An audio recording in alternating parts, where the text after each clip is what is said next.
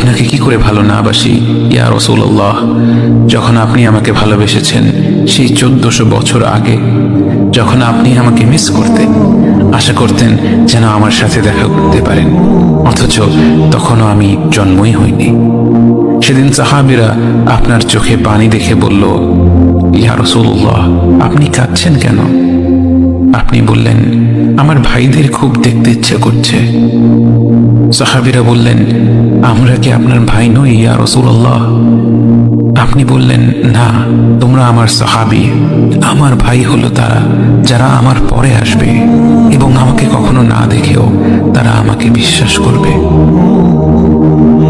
মৃত্যুশয্যায় শুয়ে আপনার অন্তরে এই চিন্তা ছিল যে আমাদের পরিণতি কি হবে।